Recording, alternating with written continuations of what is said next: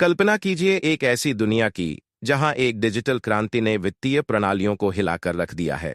यह कहानी है क्रिप्टो करेंसी की, जिसने निवेशकों के सपनों को ऊंचाइयों तक पहुंचाया, लेकिन अब एक नए मोड़ पर है।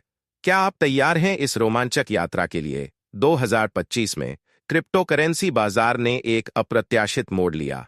बिटकॉइन, जो कभी दौल 132 के शिखर पर था, अब अपने मध्य जनवरी शिखर से 31% की गिरावट के साथ संघर्ष कर रहा है। एथेरियम, जो स्थिरता की प्रतीक माना जाता था, अब दौल 900 के ऊपर स्थिर है, लेकिन फिर भी अपने पिछले उच्चतम स्तरों से काफी नीचे है। निवेशकों के बीच दो प्रमुख धाराएं उभर रही हैं। एक ओर वे जो मानते हैं कि बुल मार्केट अब वापस नहीं आएगा, और दूसरी ओर वे जो धीमी लेकिन स्थिर वापसी की उम्मीद कर रहे हैं।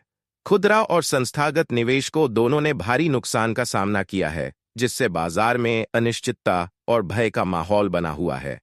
कई संस्थागत निवेश जो कभी लाभदायक माने जाते थे, अब नुकसान में हैं। लेयर जीरो, सिया और मैटिक जैसी प्रमुख परियोजनाएं महत्वपूर्ण गिरावट का सामना कर रही हैं, जिससे निवेशकों के बीच चिंता बढ़ रही है। बाजार में अंदरूनी व्यापार और हेरफेर के सबूत सामने आए हैं। कुछ व्यापारियों ने लीवरेज का उपयोग करके महत्वपूर्ण लाभ कमाया है, जिससे बाजार की विश्वसनीयता पर सवाल उठे हैं। वैश्विक आर्थिक परिस्थितियां, जैसे अमेरिकी टैरिफ और नियामक अनिश्चितताएं, क्रिप्टो बाजार को प्रभावित कर रही हैं। अमेरिकी मंदी की संभावनाएं और वित्तीय नीतियां बाजार की अस्थिरता में योगदान दे रही हैं। विशेषज्ञों का मानना है कि भविष्य में बुल मार्केट की संभावना है, लेकिन यह पिछली साइकिलों की तुलना में धीमी और स्थिर होगी। कुछ भविष्यवाणियां बिटकॉइन के लॉल 123 तक पहुंचने की उम्मीद कर रही हैं, लेकिन यह समय ही बताएगा कि यह कब और कैसे होगा। निवेशकों को अमेरिकी फेडरल रिजर्व की मौद्रिक नीतियों, व्यापार युद्धों के समाधान और नियामक स्पष्टता जैसे प्रमुख संकेतकों पर नजर रखनी चाहिए, जो बाजार की दिशा को प्रभावित कर सकते हैं। निवेशकों के लिए यह महत्वपूर्ण है कि वे अपने पोर्टफोलियो में लेयर 1 और लेयर 2 प्रोजेक्ट्स का मिश्रण शामिल करें। मेम टोकन और अत्यधिक सट्टा संपत्तियों पर अत्यधिक निर्भरता से बचना चाहिए।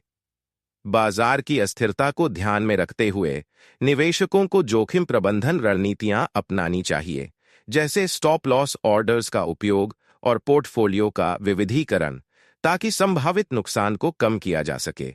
बाजार की वसूली समय ले सकती है, इसलिए निवेशकों के लिए धैर्य रखना और निरंतर सीखना महत्वपूर्ण है। अपने निवेश निर्णयों की जिम्मेदारी लेना और बाजार के रुझानों के साथ अपडेट रहना आवश्यक है। दूसरों को दोष देने के बजाय निवेशकों को अपनी निवेश रणनीतियों पर ध्यान केंद्रित करना चाहिए और उन्हें सुधारने के लिए प्रयासरत रहना चाहिए।